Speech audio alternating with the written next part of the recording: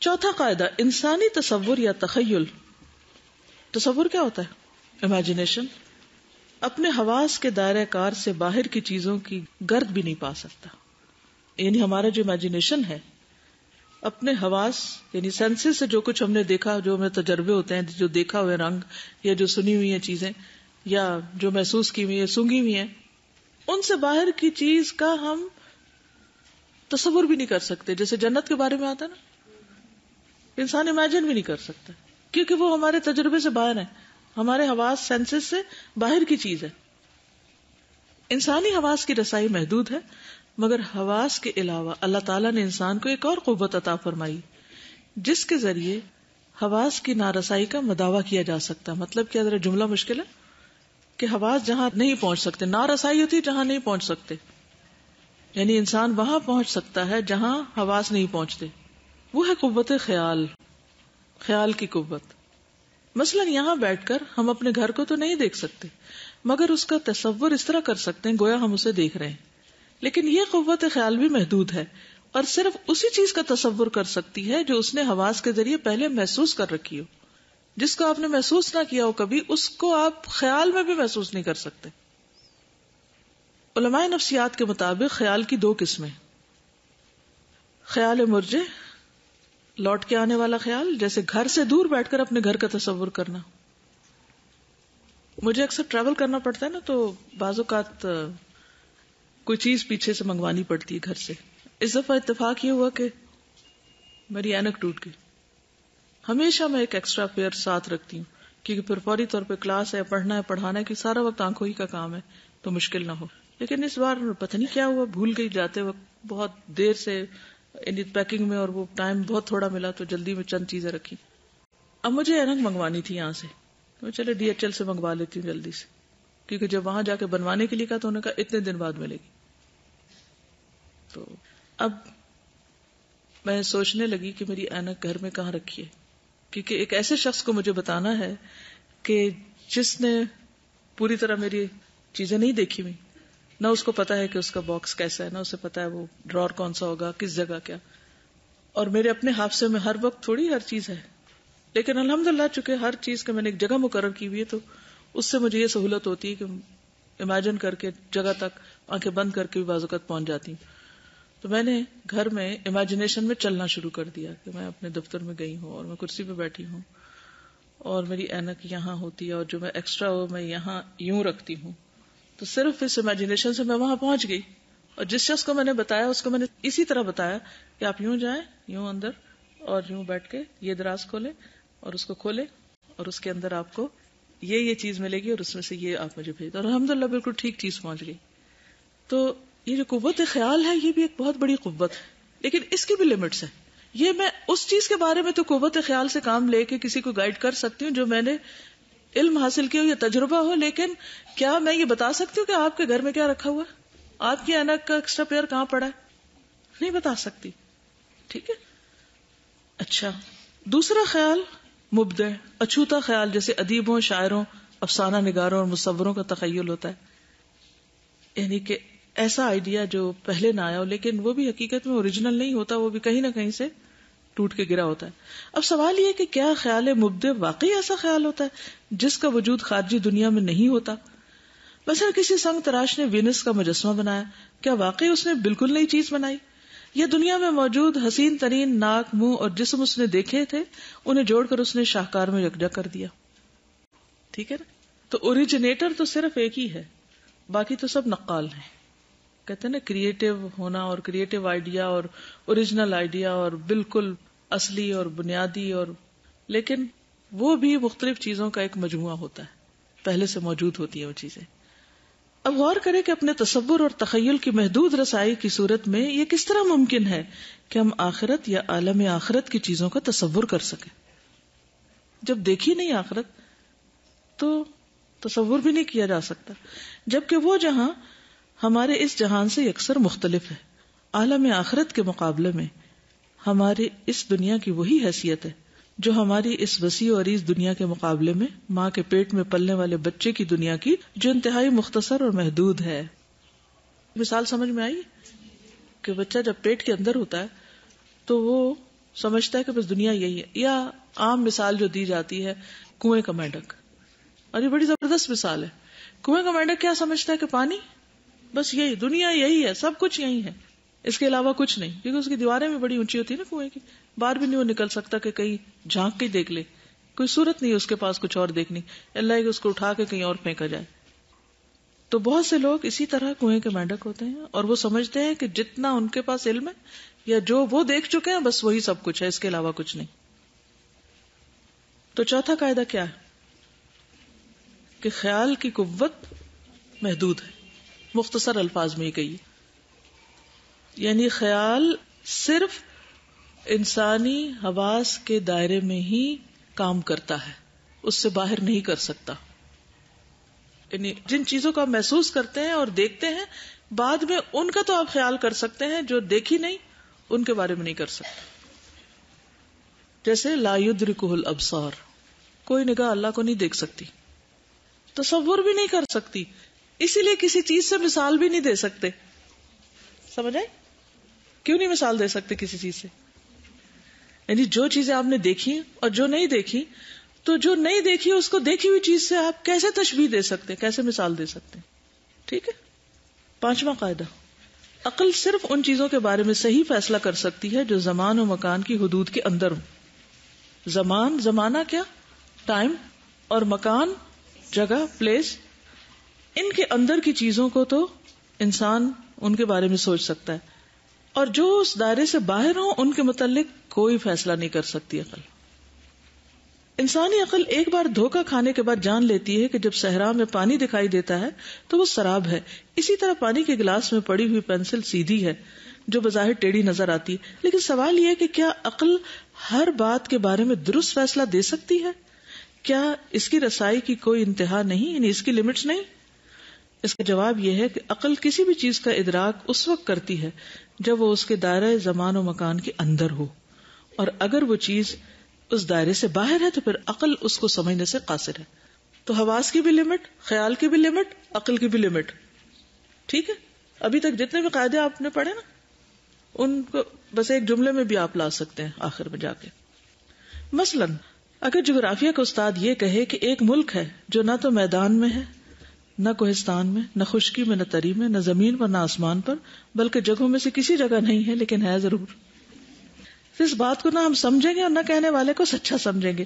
نتیجہ یہ نکلا کہ عقل صرف ان چیزوں کے بارے میں فیصلہ کر سکتی ہے جو زمان و مکان کی حدود کے اندر ہوں، اور جو باتیں یا چیزیں ان حدود سے باہر ہوں، مثلاً روح کے مسائل، تقدیر کے معاملات، اللہ کی نعمتیں، ذات اور صفات باری تعالی، عقل ان کے متعلق کوئی فیصلہ نہیں دے سکتی.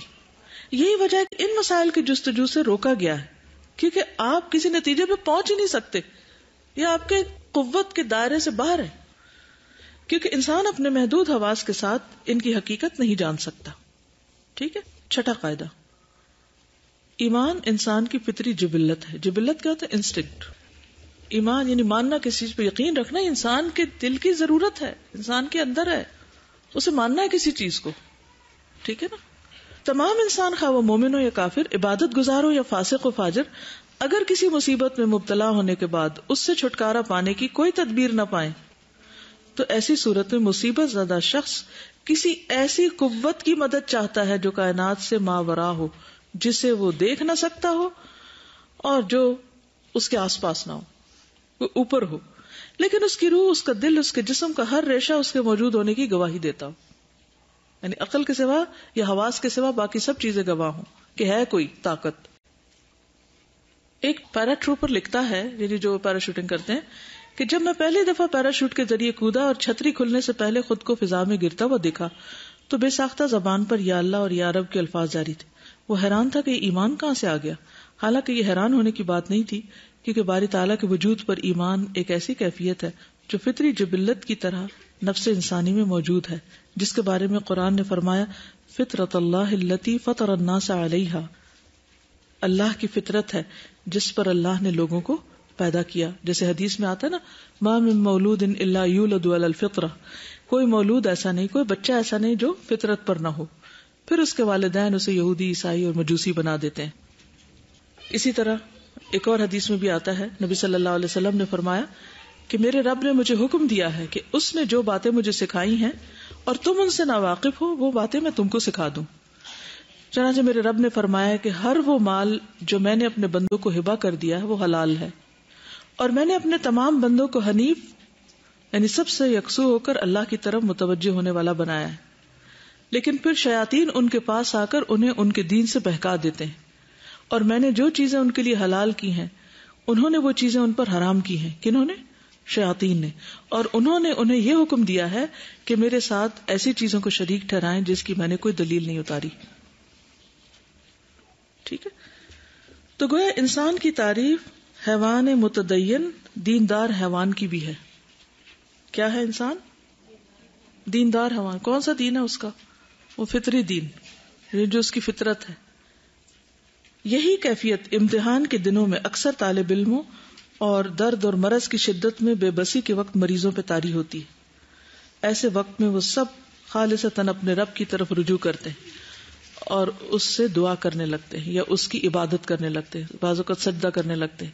دراصل انسان کی اس فطرت کو دوسرے جذبے مثلا شہوت، لالچ، مرغوب چیزوں کی طرف میلان اور مادی زندگی کے حیوانی تقاضے یعنی کھانے پینے کی خواہش اور دیگر خواہشات اپنے پردے میں چھپا لیتے ہیں. لیکن جب کوئی مصیبت، خطرہ یا حادثہ آتا ہے تو پردہ اٹھ جاتا ہے اور جبلت پوری طرح ابھر کر غالب آ جاتی. تب انسان اپنی نفسانی خواہشات اور بتوں کو چھوڑ کر صرف اللہ جو الہ حقیقی ہے اس کی طرف رجوع کرتا ہے. مثلا فرعون نے ساری زندگی کبر اور جبر میں گزاری اور دعویٰ کیا انا ربکم الاعلی، میں ہی تمہارا سب سے اعلیٰ رب ہوں، بڑا رب ہوں. لیکن جب ڈوبنے لگا تو پکار اٹھا آمنت انہ لا الہ الا الذی آمنت بہ بنو اسرائیل وانا من المسلمین، میں ایمان لایا کہ نہیں ہے کوئی معبود برحق مگر وہی جس پر بنو اسرائیل ایمان لائے ہیں اور میں مسلمانوں میں سے ہوں. رابعہ بصری سے کسی نے بیان کیا کہ فلاں عالم نے وجود باری تعالیٰ ثابت کرنے کے لیے 1000 دلیلیں دی ہیں. آپ نے سن کے فرمایا صرف ایک دلیل کافی. دریافت کیا وہ کیا؟ فرمایا اگر تم صحرا میں چلے جا رہے ہو اور پاؤں پھسلنے کی وجہ سے کنویں میں گر جاؤ اور باہر نہ نکل سکو تو کیا کرو گے؟ اس نے کہا اپنے اللہ کو پکاروں گا. آپ نے فرمایا بس یہی دلیل کافی. سمپل سی بات ہے، اس کے لیے 1000 دلیلوں کی ضرورت نہیں. پورے چیپٹر کا خلاصہ کیا ہے؟ یعنی عقیدے کو سمجھنے کے لیے کچھ بنیادی اصولوں کو ذہن میں رکھنا چاہیے. کیا؟ نمبر 1، انسان جن چیزوں پر یقین رکھتا ہے یا جن کی بنیاد پہ عقیدہ بناتا ہے کسی بھی چیز کا تجربہ کر کے، وہ اس کے حواس ہیں. حواس سے مراد 5 سینسز. دوسری چیز، لوگوں کی اطلاع اور کثیر لوگوں کے بیان کی وجہ سے وہ جس بات کو مانتا ہے اس کے اوپر یقین کر لیتا ہے. یعنی اطلاع صادق یا اطلاع کثیر. ہم بہت سی باتیں جو آگے بیان کر رہے ہوتے ہیں، کیا ہم ان کا سورس معلوم کر کے آتے ہیں؟ ہر روز جو خبریں سنتے ہیں، آپ اخبار پڑھتے ہیں یا جو لوگ پڑھتے ہیں وہ ان کو کتنی سنجیدگی کے ساتھ پڑھ رہے ہوتے ہیں، ایک ایک چیز پڑھ رہے ہوتے ہیں پوری اخبار. اگر آپ جہاز پہ بیٹھے ہیں تو سب سے زیادہ لوگ جو کام کر رہے ہوتے ہیں وہ اخبار پڑھ رہے ہوتے ہیں. اور پھر وہ ایک دفعہ پڑھ لیتے ہیں، پھر اگر وقت گزرتا نہیں تو پھر دوبارہ سے بھی شروع کر لیتے ہیں. کیونکہ کافی میں نے مشاہدہ کیا کہ اس وقت کتنے ڈیسپریٹ ہوتے ہیں، اخبار ہی پڑھنے کو کچھ اور وہاں ملتا نہیں پڑھنے کو، خصوصاً پاکستانی فلائٹس پہ. تو وہ انہیں کو پڑھے جاتے ہیں، ایک ایک چیز پڑھتے ہیں. اور میں یہ سوچتی ہوں جو کچھ پڑھ رہے ہیں اب اس میں سے کچھ لے لیں گے اور جب گھر اتریں گے تو کہیں گے جا کے وہ آج کی اخبار میں تھا فلاں شخص مر گیا، فلاں ایسا ہو گیا ویسا ہو گیا. کیا انہوں نے خود دیکھا تھا جا کے کسی کو مرتے یا کچھ ہوتے کوئی حادثہ؟ نہیں. لیکن ان اخباری اطلاعات پر کس قدر یقین کرتے ہیں نا. اگر ہم اس کو بورڈ پر تھوڑا سا واضح کر دیں نا، پہلا سورس 1 2 3 4 5 بات کر لیں اور آپ لوگ اس کو لکھ بھی لیں، اور پھر ان 5 نقطوں پہ جا کے آپ نے گھر بات کرنی ہے جس سے بھی مزید بات کرنی ہے. کل آپ نے عقیدے پہ بات کی تھی، تو اگلا اب کیا ہوگا، اگلی گفتگو کیا ہوگی کہ عقیدہ بنتا کیسے ہے. ٹھیک ہے، یعنی عقیدہ کیسے بنتا ہے، یوں کہہ لیجئے سمپل ورڈز میں. عقیدے کی جو آپ نے پیچھے ڈیفینیشن پڑھی تھی نا، لغوی ڈیفینیشن، وہ کیا تھی؟ ایسا حکم جس میں اعتقاد رکھنے والے کو کوئی شک نہیں ہوتا، یعنی وہ چیز جس پر وہ یقین کرتا ہے. ٹھیک ہے.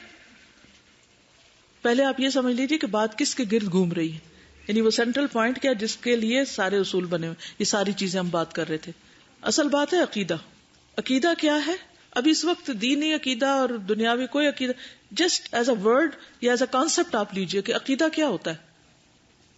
ہاں، کوئی بھی ایسی بات یا چیز جس پر اعتقاد رکھنے والے کو کوئی شک نہیں ہوتا. ٹھیک ہے، کیسے بنتا ہے، ڈیولپ کیسے ہوتا ہے، عقیدہ بنتا کیسے. اس وقت آپ اسلامی عقیدہ کی بات نہ کریں، سمپل عقیدہ کسی بھی چیز پر. عقیدہ بنتا کیسے؟ سب سے پہلے انسان کے جو اپنے حواس ہیں ان سے جو اس کو علم حاصل ہوتا ہے یا جو معلومات وہ اکٹھی کرتا ہے ان پر پکا اس کو یقین ہو جاتا ہے. وہ کہتا ہے میں نے خود دیکھا ہے، میں نے اپنے ان کانوں سے سنا ہے. پھر وہ کسی اور کی بات نہیں سنتا، وہ کہتا ہے نہیں میں نے دیکھا ہے، میں نے سنا ہے، میں نے چکھا ہے، یہ میٹھا ہے. آپ کی بات پہ کتنی کنوکشن آ جاتی ہے اور کتنا فورس آ جاتی ہے جب آپ مثلاً پانی ٹھنڈا ہو اور آپ نے ہاتھ لگایا ہو اور آپ اپنے بچے کو کہیں اس کو پی لو، کہ نہیں میں نہیں پینا، مجھے ٹھنڈا پانی چاہیے. آپ کہتے ہیں یہ ٹھنڈا ہے. آپ کیسے کہہ رہے ہیں کہ یہ ٹھنڈا ہے؟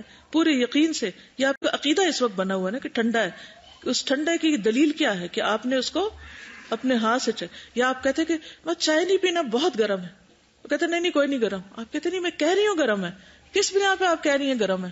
کیونکہ آپ نے اتار کے چولہے سے رکھی ہے اور آپ کو پتا ہی گرم ہے. دیکھا آپ نے کہ بھاپ نکل رہی ہے، ابل رہی ہے، یا جو بھی یا آپ کے ہاتھ نے چھوا ہے. تو کسی بھی عقیدے کے بننے میں سب سے پہلی چیز حواس ہوتے ہیں. حواس کے ذریعے حاصل شدہ معلومات وہ عقیدہ بن جاتی ہیں. ٹھیک ہے، سمجھ گئے؟ دوسری چیز کیا ہوتی ہے؟ سچے انسان کی بات یا کثیر تعداد میں کہی ہوئی بات. اوکے، وہ عقیدہ بن جاتی ہے. مثلا آپ کسی پیر صاحب کو ٹرسٹ کرتے ہیں، اب وہ جو آپ کو کہتے ہیں آپ وہ مانتے ہیں. ٹھیک ہے، بلائنڈ فیتھ جس کو کہتے ہیں، اندھا دھن تقلید. تقلید بھی اسی سے، آپ بس اس کے پیچھے، وہ جو بھی کہہ دے، وہ سچ کہے، وہ جھوٹ کہے، وہ سفید کہے، سیاہ کہے، آپ اپنی آنکھوں سے دیکھنا چھوڑ دیتے، اپنے کانوں سے سننا چھوڑ دیتے، غور و فکر چھوڑ دیتے. ایک طرح سے آپ کے حواس کے اوپر وہ چیز غالب آ جاتی. ٹھیک. تیسری چیز کیا ہوتی ہے؟ حواس سے باہر کی چیزوں کو ماننا. جی، حواس کا دائرہ کار محدود ہے. چوتھا ہے تصور یا تخیل. پانچویں چیز ہے وہ عقل ہے، اور چھٹی چیز ہے وہ انسان کی فطرت ہے. ٹھیک ہے، کیونکہ وہ چیزیں فطرت میں اور ایک دم اٹھاتی ہیں کبھی. ٹھیک، کہ ان چیزوں پر انسان کا عقیدہ بنتا ہے. لیکن کیا عقیدہ صحیحہ کے لیے ان سب کی ضرورت ہے؟ عقیدہ صحیحہ کے لیے کس چیز کی ضرورت ہے؟ ان سب کے اپوزٹ. یہ سارے ایک طرف اور کتاب و سنت ایک تو وحی، بس صرف وہی لکھ لے، وحی الہی. اب آپ جب گھر جا کے آج سوال کریں گے تو لفظ عقیدہ کو omit کر دیں پہلے، اور آپ سمپل یہ بات کریں کہ آپ کن کن چیزوں کو مانتے ہیں. اگر انہیں آپ کو سوال سمجھنا ہے تو آپ یہ کہہ سکتے ہیں کہ مثلاً آپ یہ مانتے ہیں کہ یہ کتاب ہے، تو اس سامنے والا کیا کہے گا؟ ہم مانتے ہیں کتاب ہے. کیوں مانتے ہیں؟ نظر آ رہی، یا ہم ہاتھ لگا رہے ہیں. اچھا، پہلی بات سمجھ آ گئی کہ ہم ان چیزوں کو مانتے ہیں یا ہمارا اعتقاد اس چیز پر ہوتا ہے جس کو ہم دیکھ رہے ہوتے ہیں یا سن رہے ہوتے ہیں یا چکھا ہوتا ہے یا ہمارا کوئی تجربہ اور مشاہدہ ہوتا ہے. دوسری چیز، جب آپ ان سے بات کریں تو پھر آپ اخبار اٹھا لیں یا کوئی بھی بات، یہ جو پہلے میں نے مثالیں دی تھی نا کہ آپ کا باپ فلاں شخص ہے، نام لے لیں باپ کا، آپ کو یقین ہے؟ کیسے پتا چلا؟ کیا یہ آپ کا عقیدہ ہے نا؟ پکا یقین ہے نا؟ کوئی شک نہیں ہے فلاں میرا باپ ہے یا ماں ہے یا یہ بہن ہے یا بھائی ہے نا؟ کیسے پتا چلا؟ کہ جن کی بات پر آپ یقین کر رہے ہیں وہ آپ کے نزدیک قابل اعتماد ہے. ہاں، یا سب نے یہی بتایا مجھے. ٹھیک ہے، اوکے. تو بہت ساری باتیں ہم وہ مانتے ہیں جو ہمارے معاشرے میں. اچھا، مثلاً آپ دیکھیے بہت سے لوگ کہتے ہیں دہی گرم ہوتی ہے، کدو ٹھنڈا ہوتا ہے. کیوں کہتے ہیں؟ اچھا، فلاں وقت پانی نہیں پیتے، صبح یہ نہیں کھاتے، شام یہ نہیں کھاتے، رات کو یہ چیز نہیں کھاتے. وہ ہے نا ہمارے ہاں، اور ان لوگوں کو واقعی وہ ہو بھی جاتا ہے. فش کے ساتھ دودھ نہیں پیتے، اچھا، اس حد تک ہمارے اندر یقین ہوتا ہے کہ اگر کسی نے بھول کے بھی دودھ یا لسی کا گھونٹ پی لیا نا فش کے بعد، تو اسے لگے کہ بس اب میرے تو وہ مرض آئی کیا آئی، کیونکہ وہ عقیدہ ہے نا اندر کہ یہ ایسا ہو جاتا ہے، اور ان لوگوں کو ہو بھی جاتا ہے پھر. لیکن کیا ساری دنیا کے لوگ یہ مانتے ہیں؟ نہیں مانتے، کیونکہ ان کا تجربہ یہ نہیں کہتا جو یہاں کے موسم آب و ہوا کی وجہ سے آپ کا تجربہ ایک بات کہہ رہا ہے. ان کا پھر یقین عقیدہ کچھ اور ہوگا. پھر آپ دیکھیے کہ اور کن چیزوں پر ہم یقین کرتے ہیں. مثلا خواب دیکھتے ہیں، وہ بھی ایک تصور یا خیالی کی طرح ہوتا ہے. یا پھر ہم اپنے گمان سے کام لیتے ہیں، تو اس بنیاد پر کچھ چیزوں کو ہم ایک اہمیت دے دیتے ہیں زندگی میں. اور عقل، میری عقل یہ کہتی ہے، یا عقل کا تقاضا ہے، یا عقل کی سوچ بچار کے نتیجے میں یہ بات سامنے آئی. اور کچھ چیزیں فطرت کے اندر ہیں، وہ یکایک باہر آ جاتی ہیں جو عام حالات میں نہیں ہیں اندر. ٹھیک، کیا ان میں سے کسی بھی چیز کو الٹیمیٹلی اسلامی عقیدے کی بنیاد بنایا جا سکتا ہے؟ کیونکہ انسان ان سب چیزوں سے دھوکہ کھا سکتا ہے، ان سب چیزوں کی لمٹس ہیں. ٹھیک ہے، اس لیے سب چیزوں سے ہٹ کر ہم اگر اپنے عقیدے کی بنیاد بنائیں گے تو وہ انسانوں کے اپنے ذاتی یا دوسروں کے دیے ہوئے علم کی بنیاد پر نہیں ہوگا، بلکہ کس کی بنیاد پر ہوگا؟ وحی الہی کی بنیاد پر. انسان کے جو دل ہے اس کی ضرورت ہے عقیدہ یا ایمان. اگر وہ صحیح نہیں بھی ہوگا تو وہ کسی غلط چیز پر اٹکے گا ضرور، کیونکہ وہ اس کے بغیر رہ نہیں سکتا. اسے کسی نہ کسی چیز پر اعتماد کرنا ہی ہے، چاہے عقل پہ کرے، چاہے وہ حواس پہ کرے، چاہے وہ کسی انسان پہ کرے، اس نے کرنا ہے. لیکن یہ ساری چیزیں جو ہیں جتنی بھی ہیں ان کی لمٹس ہیں. یہی یہاں سے پتہ چلا بیچ میں جو ایک قاعدہ آیا کہ یہ سب لمیٹڈ ہے، یہ کافی نہیں ہے کہ انسان ان پر اعتماد کر سکے، کیونکہ یہ سب دھوکہ کھاتی ہیں. فطرت پہ بھی پردے پڑ جاتے ہیں بعض اوقات، ہے تو صحیح لیکن اوپر ہی نہیں آتی، دبی بھی ہے. قد خواب من دساہا، چھپا دیا، اس کو دفن کر دیا. ٹھیک ہے، یہ بھی ہماری چیزیں ہیں ہمیں اللہ تعالیٰ نے دی ہیں، یہ سب علم کے ذریعے ہیں لیکن یہ سب محدود ہیں، اور ان سے بھی صحیح نالج لینے کے لیے ہمیں جی وحی الہی ان سب چیزوں کو رہنمائی دیتی ہے. وہ چراغ کا تیل کہنے، ٹھیک ہے نا، اگر عقل کو آپ چراغ کہتے ہیں تو اس کا تیل کہاں سے آتا ہے، یا کون سی چیز اس کو صحیح سمجھ دے گی؟ پھر یہ اللہ نے کسی مقصد کے لیے دیے ہیں، لیکن یہ برابر نہیں ہو سکتے وحی الہی کے. بس یعنی یہ وحی الہی کو سمجھنے کا ذریعہ تو ہو سکتے ہیں لیکن اس کی جگہ نہیں لے سکتے، کیونکہ لمیٹڈ ہے نا. ایک لمیٹڈ چیز ان لمیٹڈ کو کیسے پا سکتی ہے، یہ بات ہے اصل میں. اچھا، آج کے لیے 2 سوال لکھ لیجیے جس پہ آپ خود بھی غور کریں اور جو آپ کسی سے بھی کر سکتے ہیں کہ کیا عقیدہ ضروری ہے، نمبر 1. اور نمبر 2، عقیدہ کے یعنی جو بھی میرا عقیدہ ہے اس کی بنیاد کیا ہونی چاہیے. ٹھیک ہے، کیا عقیدہ ضروری ہے؟ ہم پہلے تو اس کو جسٹیفائی کریں، ضروری ہے یا نہیں ہے. ٹھیک ہے، کیونکہ انسان اپنی فطرت میں مجبور ہے کہ دل جس چیز کے لیے بنا ہے وہ اس کو ملے. دوسری چیز کہ پھر دل جیسی سب سے قیمتی چیز جس کو دے رہا ہے وہ آ کہاں سے رہی ہے، اس کے سورس کیا ہے. تو عقیدہ کا سورس یا بنیاد کیا ہے، ہر ایک کو سوچنے پہ مجبور کریں کہ آپ کس چیز کو مانتے ہیں. صرف اس کو جو سنی، صرف اس کو جو دیکھی، صرف اس کو جو آپ کی عقل میں آئے، صرف اس کو جو آپ محسوس کر سکے، صرف وہ جو آپ کے خیال میں آئے، تخیل میں آئے، جس کو آپ تصور کر سکیں، یا اس سے اوپر بھی کوئی. obviously پھر آپ یہ ثابت کریں گے کہ ہر چیز کی ایک لمٹ ہے، حواس کی لمٹ، خیال کی لمٹ اور عقل کی لمٹ، اور ان کو مثالوں سے آپ بتا سکتے ہیں کہ ہر چیز کی کیا لمٹ ہے. ٹھیک ہے، پھر اس کے بعد اگلی چیز کیا ہے کہ لمیٹڈ سے باہر بھی کچھ اور چیزیں ہیں. یعنی لمٹس انسان جس کے اندر ہے اس سے باہر کی کوئی چیز ہونی چاہیے جو ہر چیز کا احاطہ کر رہی ہو، کیونکہ جو اس کے اندر ہے وہ تو ایک چھوٹی سی چیز کو ہی دیکھ سکتا ہے نا. مثلا اس وقت آپ اپنے آس پاس کتنے لوگوں کو دیکھ سکتے ہیں؟ کیا اتنے ہی جتنوں کو میں دیکھ سکتی ہوں اس وقت؟ جبکہ آپ سب کی نظر آگے ہے. ہو سکتا ہے پیچھے والے کچھ زیادہ لوگوں کو دیکھ پائیں لیکن جو اگلی لائن کے لوگ ہیں وہ اپنے نگاہ کے اینگل میں بہت کم لوگوں کو دیکھ پائیں گے. تو کیا اتنے ہی لوگ ہیں اس کمرے میں جن کو وہ دیکھ پا رہے ہیں؟ نہیں. اس سے زیادہ ہے. تو مثالوں سے حواس کی لمٹس بتائیے کہ کیا ہے، لکھیے اس بات کو.